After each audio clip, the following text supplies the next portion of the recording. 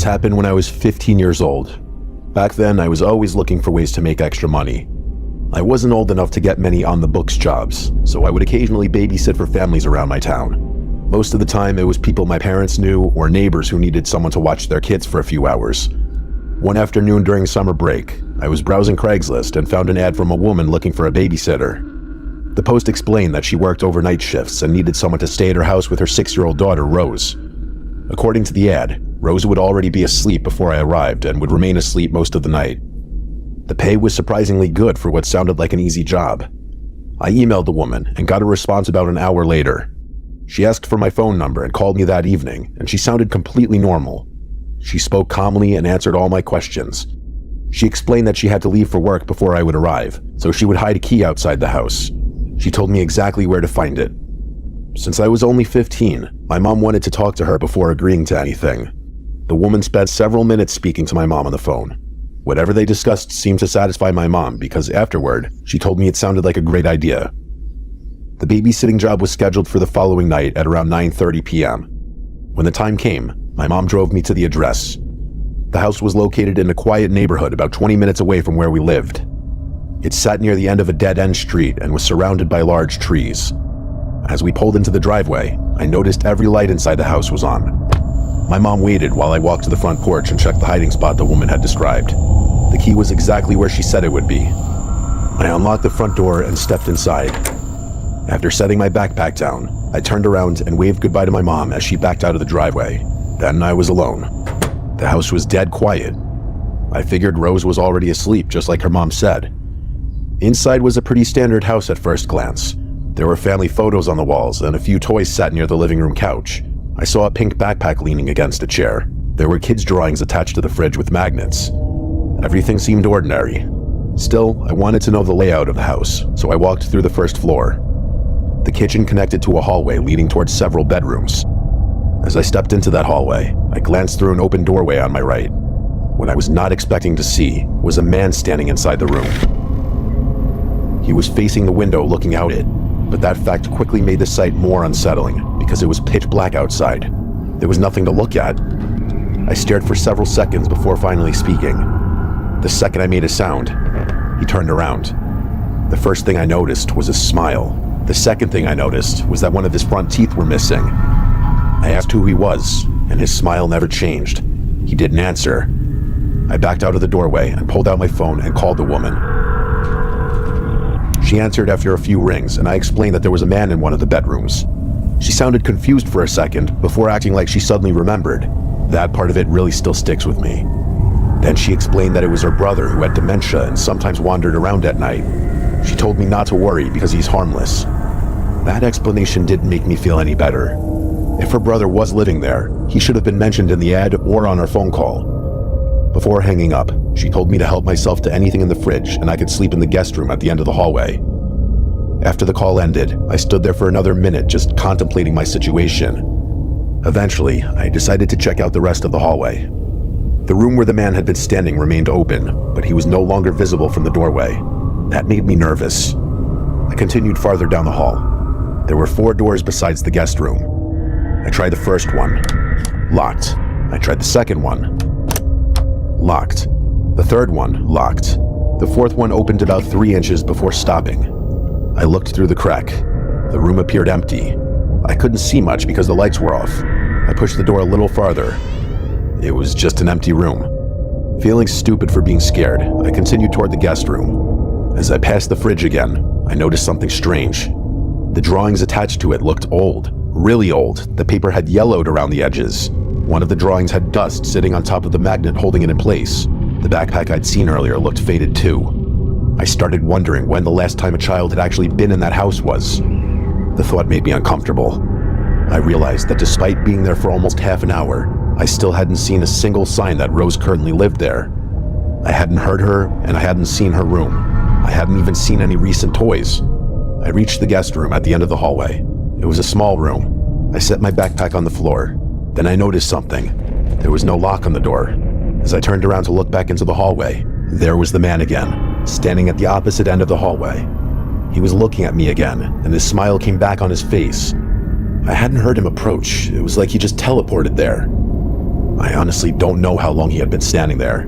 The missing tooth was visible even from where I stood.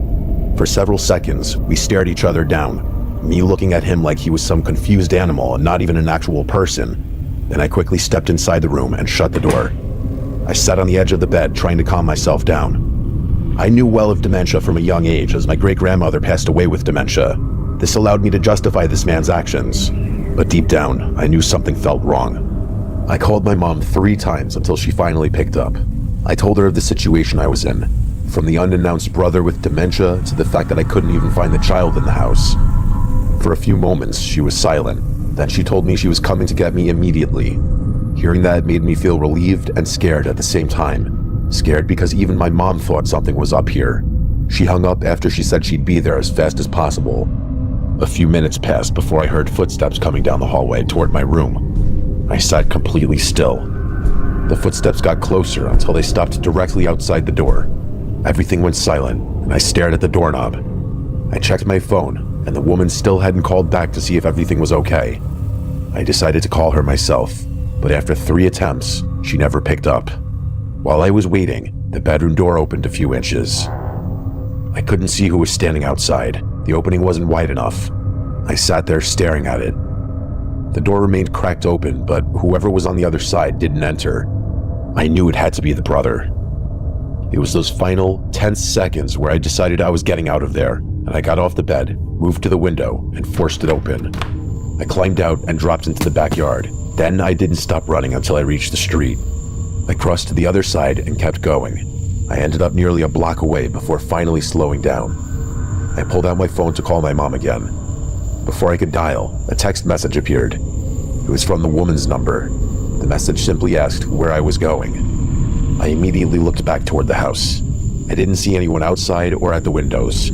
I didn't see any cameras when I entered the house, yet somehow she knew I had left. That was when I became convinced something was seriously wrong. I called my mom and told her not to come directly to the house. I told her to pick me up further down the street. About 10 minutes later, she pulled up. I jumped inside and locked the door, and we left immediately. Neither of us ever contacted the woman again. I never figured out who the man really was. I never figured out if Rose actually existed. I never figured out why all the bedroom doors were locked. There's a slight possibility that it was all real and that I was just extremely paranoid and dipped out, but the chances of that are slim to none. Something weird was going on in that house.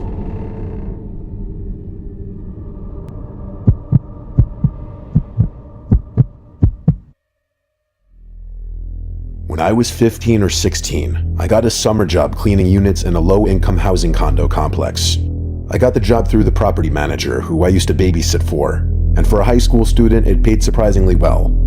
The job was simple. Whenever a tenant moved out, we would go in and clean the unit to prepare it for the next family. Many of the units had been abandoned in a hurry. Belongings were often left behind, and some places looked as if people had simply gotten up and left one day. I worked alongside a university student I'll call Jen. She was about 20 or 21 and naturally took the lead while I followed her direction. One day, we were assigned a unit on the end of a row.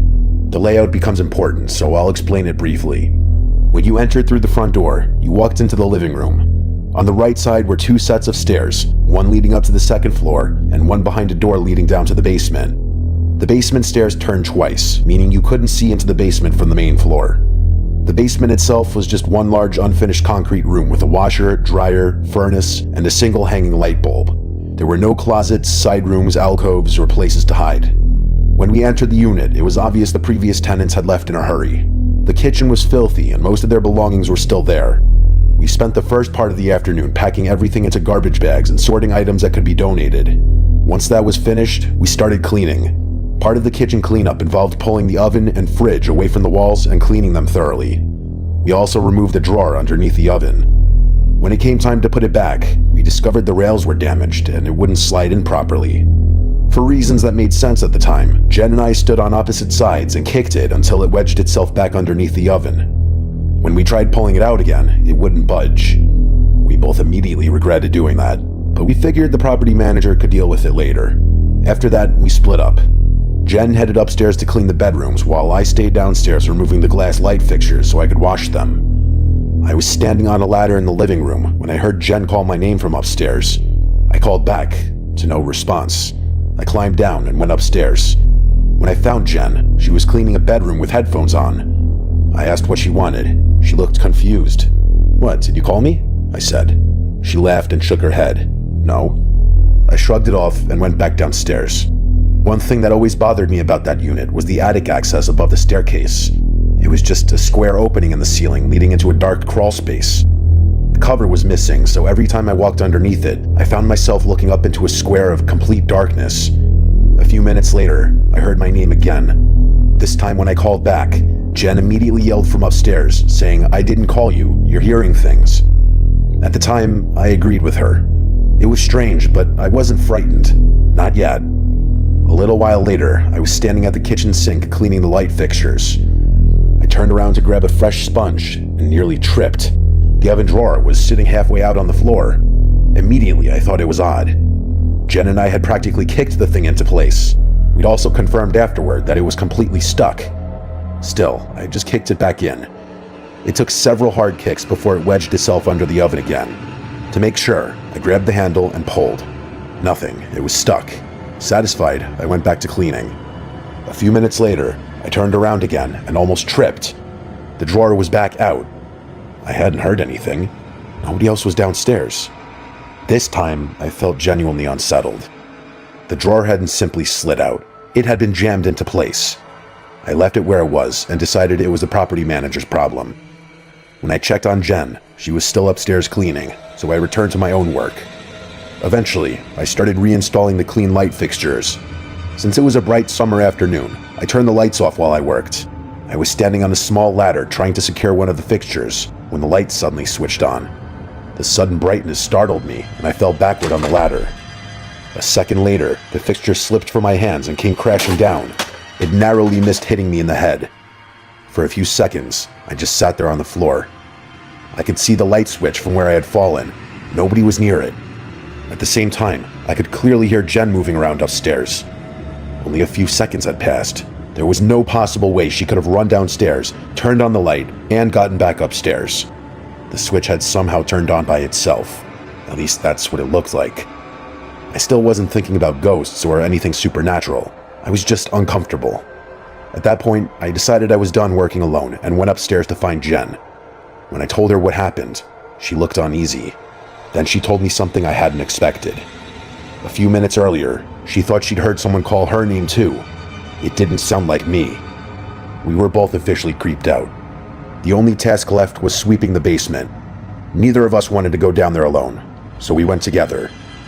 The basement was exactly as I described earlier. One large open concrete room with nowhere to hide. While Jen swept, I sat on the dryer and talked with her. A few minutes later, we finished and headed back upstairs. We were relieved to be almost done. We started gathering our supplies in the living room.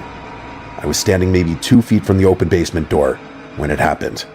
From below us came the unmistakable sound of heavy footsteps. Both of us froze. The footsteps were loud enough that neither of us questioned what we were hearing. Then came something far worse. The footsteps suddenly broke into a run.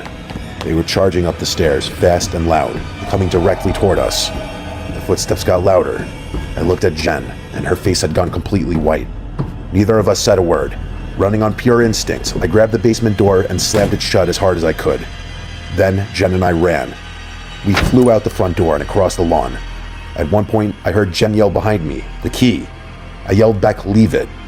Neither of us stopped until we were on the other side of the complex. I barely remember what happened afterward. Eventually, we returned to the property manager and told her someone had been inside the unit. We left our cleaning supplies behind and never went back. As far as I know, she contacted the police before anyone entered the condo. We never told her what we had actually experienced. What could we say? That something invisible had spent the entire afternoon calling our names? Moving objects around? Turning lights on and finally charging up the basement stairs? It sounded ridiculous. Even now, I'm not someone who believes every strange story is paranormal. I've had other experiences in my life that could probably be explained one way or another. This one is different though. Maybe we imagined hearing our names. Maybe there was some mechanical explanation for the oven drawer. Maybe the light switch malfunctioned. But that basement was empty. There was nowhere for anybody to hide. And those footsteps weren't distant or ambiguous. They sounded exactly like someone running up a staircase directly toward us. Even now, more than 20 years later, hearing someone run up a set of stairs sends me right back to that summer afternoon. I'm still a skeptic, but I never have been able to explain what happened in that condo.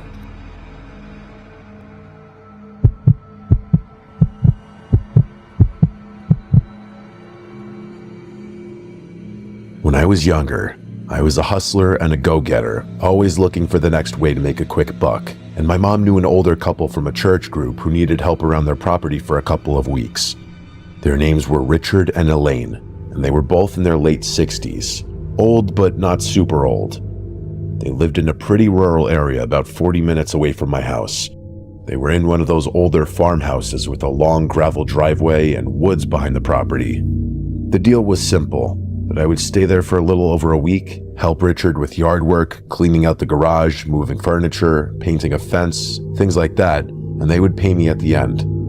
My mom trusted them because she knew Richard from years back, and Elaine seemed really sweet the first time I met her. She was quiet, but she smiled a lot and kept asking if I was hungry. The house itself was fine. It was what you'd expect an elderly couple to live in a quiet area. Upstairs at the end of the hall was the room I'd be sleeping. On my first day there, Richard showed me around the property and then gave me a verbal list of things we'd work on, and Elaine made dinner. I noticed early on that Elaine didn't talk much, but she always had a neutral to half smile on her face. She asked my name 3 different times, to which Richard just said she forgets things sometimes. I figured he meant normal old person forgetfulness, so I didn't think much of it. That night, I went upstairs around 11 and tried to sleep.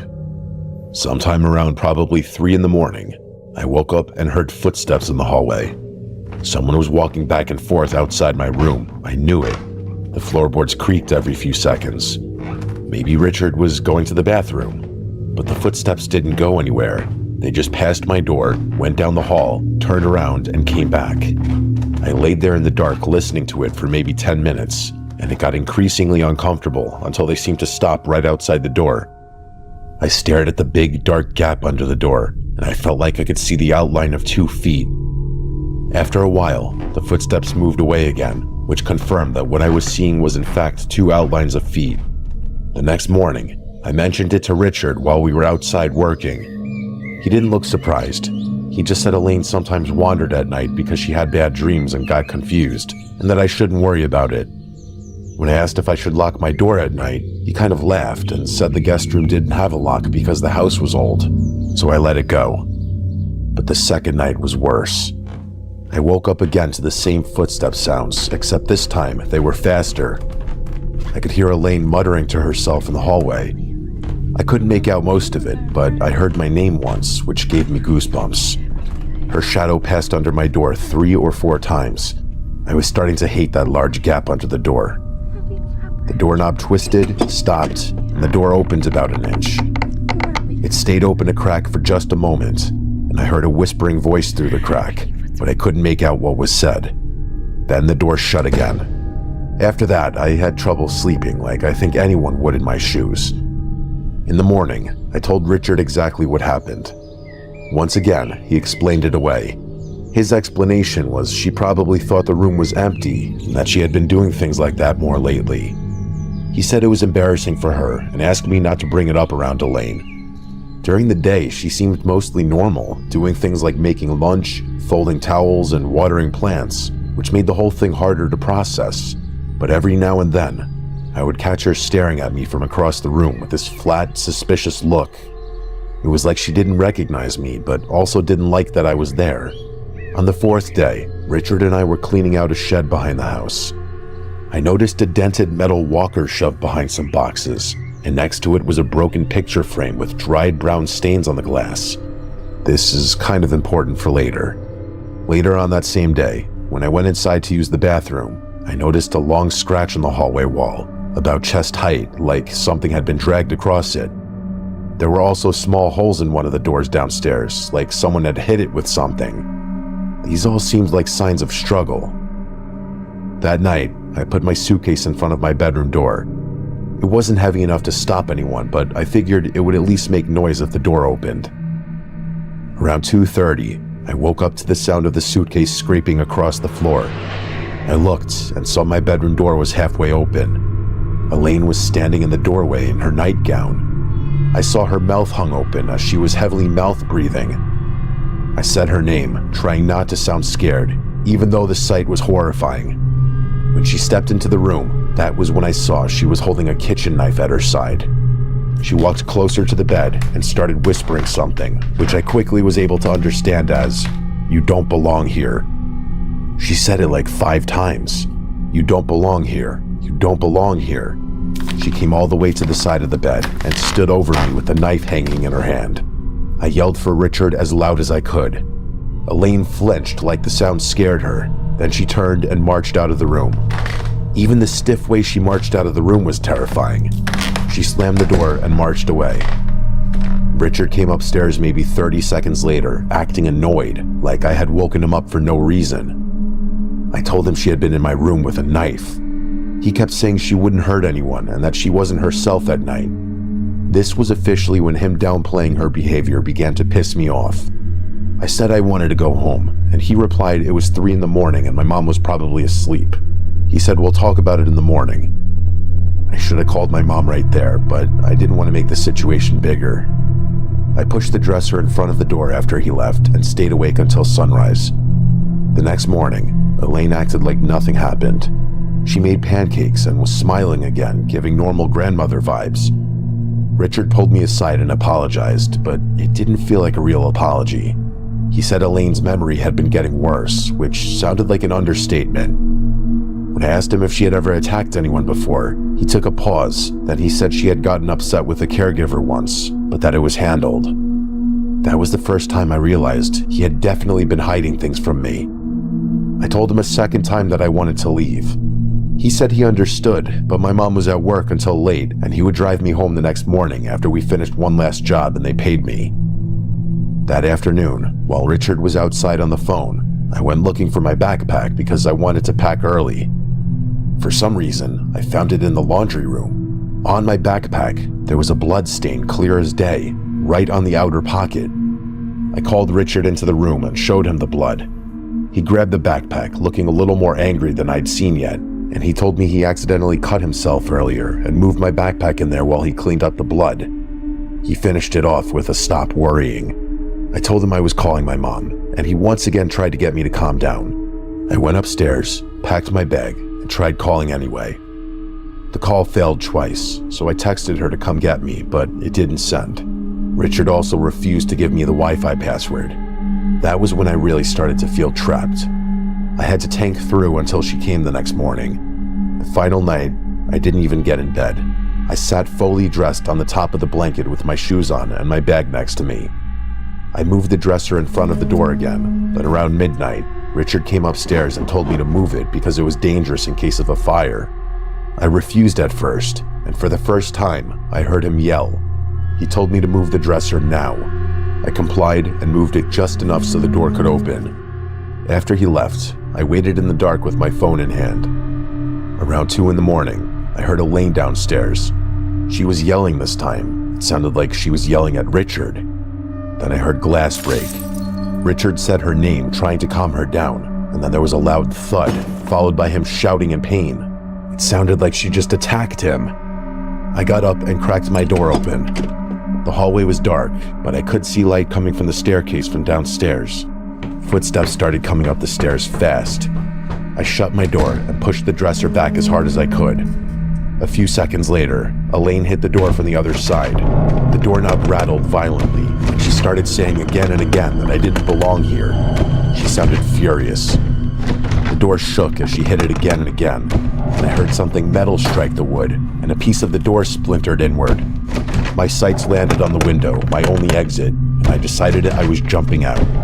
I could hear Richard downstairs groaning and calling for her. Whatever she did to him, she was about to do to me, maybe worse. I got the window up and kicked out the screen. There was a small roof over the porch below the window, so I climbed out onto it with my backpack. Elaine was still banging on the door when I jumped out. I dropped from the porch roof into the bushes below. I ran down the gravel driveway without looking back. I could hear the front door open behind me, and Elaine was yelling from the porch. She was holding what I could only guess was a fireplace poker in one hand. I kept running until I reached the road, where I finally was able to call 911 with service. The police and an ambulance showed up maybe 15 minutes later. Richard had a cut on his head and a broken wrist from trying to stop her. Elaine was taken away by paramedics. The police got a hold of my mom, and she arrived as soon as she could. Richard later told my mom that Elaine had been getting worse for months, but he didn't want to put her in a facility because he felt guilty. He thought he could manage it himself. He also admitted she attacked 2 caregivers before me.